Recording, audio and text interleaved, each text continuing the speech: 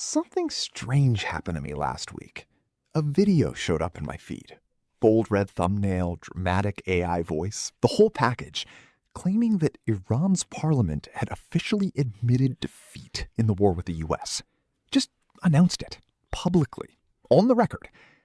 And I remember sitting there thinking, wait, if that actually happened, why is it only in this video? Why isn't every newsroom on the planet covering it? So I went looking. Reuters, AP, BBC, Al Jazeera. Nothing. Searched the Majlis official records. Nothing. Asked people who cover Iranian politics for a living. They had no idea what I was talking about. The video had 4 million views. That moment is what this video is actually about. Not just the Iran-US war, though we're going to dig deep into that, but the specific, deliberate machinery being used to make you believe things that did not happen. And once I show you what's actually going on inside Tehran right now, you'll understand why fabricating an Iranian defeat is so tempting for certain people to push, and why the real story is so much more unsettling. To understand what Iran's parliament is actually saying in May 2026, you have to rewind to how this whole thing began.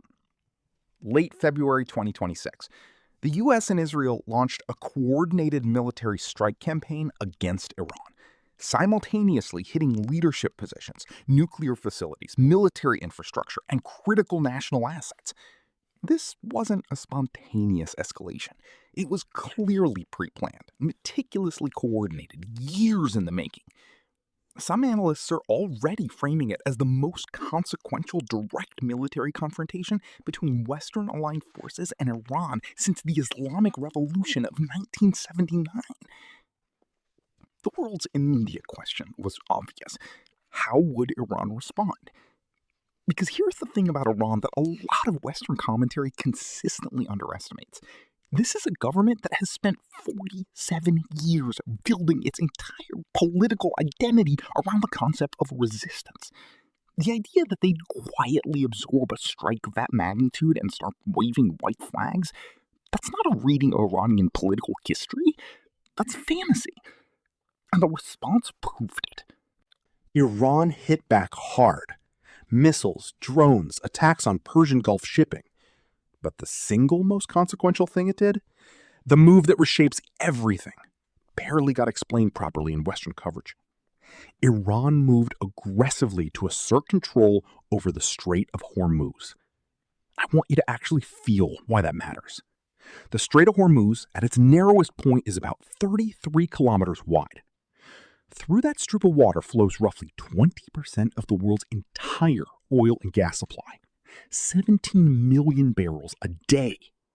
Japan, South Korea, India, China, large chunks of Europe, their entire industrial economies depend on that passage staying open.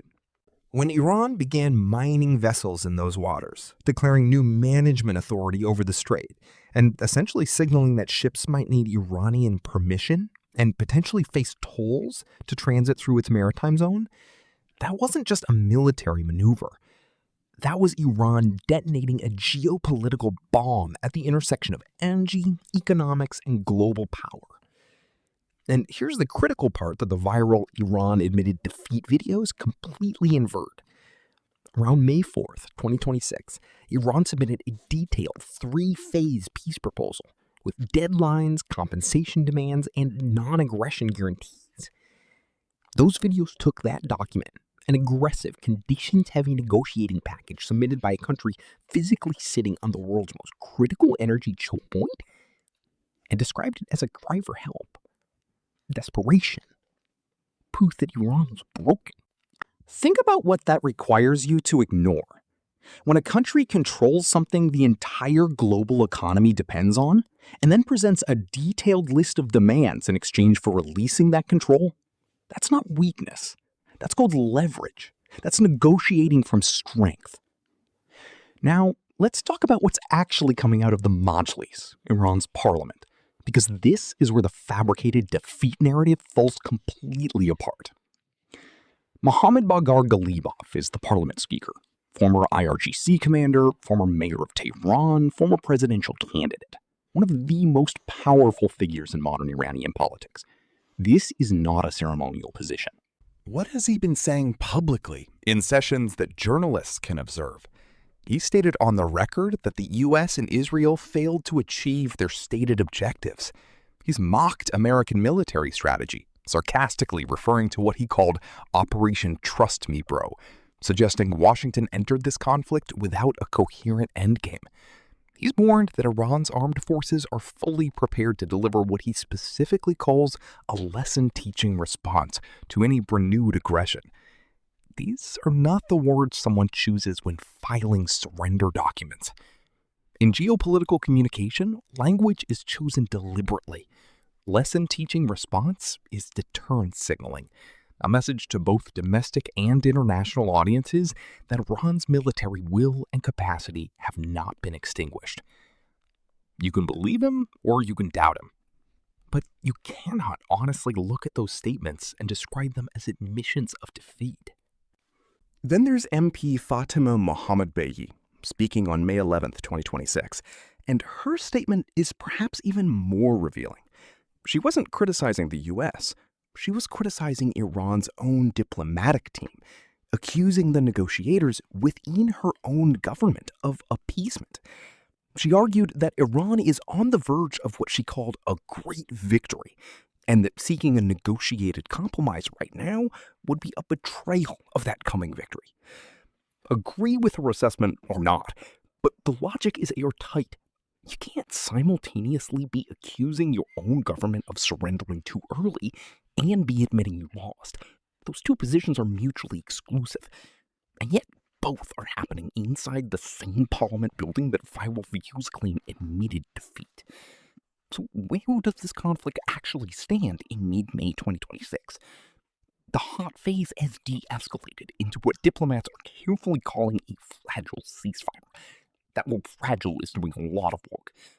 Sporadic military incidents are still occurring, negotiations are stalled, and Iran has put forward a 14-point proposal that reads nothing like a surrender document. It demands an immediate end to the U.S. naval blockade. It demands roughly $270 billion in war damage compensation. It demands a full resumption of Iranian oil sales, sanctions relief, release of frozen Iranian assets, and a U.S. naval pullback from what Iran considers its maritime perimeter of Hormuz. The U.S. response? President Trump publicly called Iran's diplomatic communication a piece of garbage. He described the ceasefire as being on massive life support. He's made clear Washington won't accept Iranian dominance over Hormuz, won't walk away without nuclear constraints, and won't accept any terms that look like American capitulation. This is a full, genuine stalemate. Both sides are telling their domestic populations they're winning, because that's what governments caught in costly, inconclusive conflicts do. The honest truth that neither side will say out loud is that nobody's winning cleanly, and everybody is bleeding. Oil is sitting above $100 a barrel.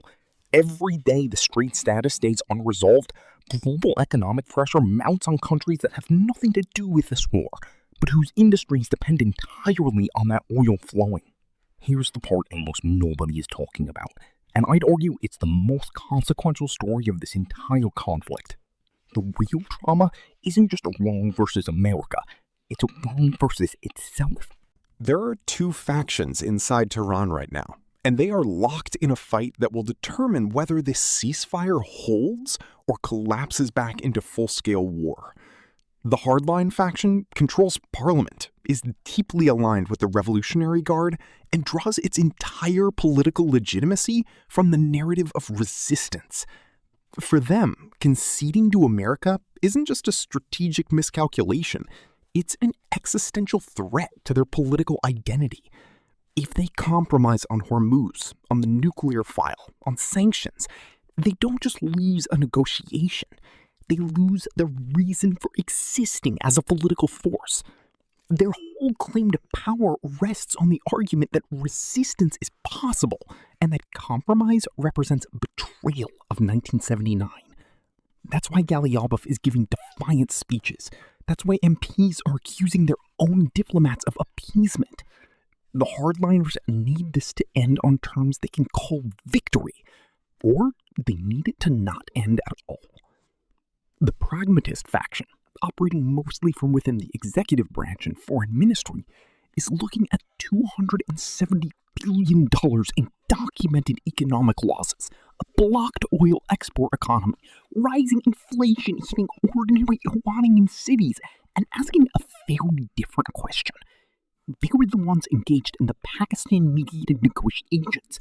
They understand that Iran needs an exit that preserves enough national dignity to survive domestically while securing enough economic relief to prevent the kind of social pressure that can follow extended collapse.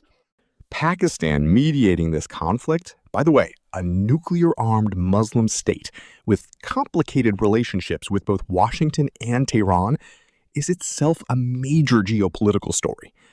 The traditional Western diplomatic infrastructure, the EU, the UN Security Council, the multilateral frameworks built specifically to manage this kind of crisis, has been effectively sidelined. That tells you something significant about the stress the post-Cold War world order is under right now.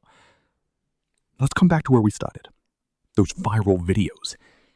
Here's what I find genuinely fascinating, not just annoying, but fascinating about this particular piece of misinformation. The technology to create convincing, emotionally engineered, algorithmically optimized misinformation about major geopolitical events now costs almost nothing. An AI voice, stock footage, a dramatic title, a selective quote stripped of all context. Total production cost? Maybe a few hours and a laptop. The Iran admitted defeat videos don't come from sophisticated state actors with intelligence assets. They come from individuals who've identified a profitable content niche, high engagement geopolitical misinformation. They found the niche, they're feeding it, and the platforms are distributing it to millions. Sitting with, beyond just misinformation bad, there's a genuine human psychological need these videos are exploiting. When violence starts, people want resolution. They want a winner, a loser, an ending they can understand. The reality of geopolitical conflicts is that they almost never produce that. They produce costly, messy stalemates where both sides claim victory, both sides have pled, and the truth is somewhere in the mud between them. That ambiguity is genuinely uncomfortable. And when a video appears offering the false gift of clarity, Iran lost, it's over, the unthinkable happened, there's a part of your brain that wants to accept it. Not because you're naive, because you're human. Content creators who produce these videos understand that psychology precisely, and they use it. So here's where we actually are. As of mid-May 2026, Iran's parliament has not admitted defeat. Not in any session, not in any documented statement, not in anything a credible journalist with access to those proceedings has been able to verify.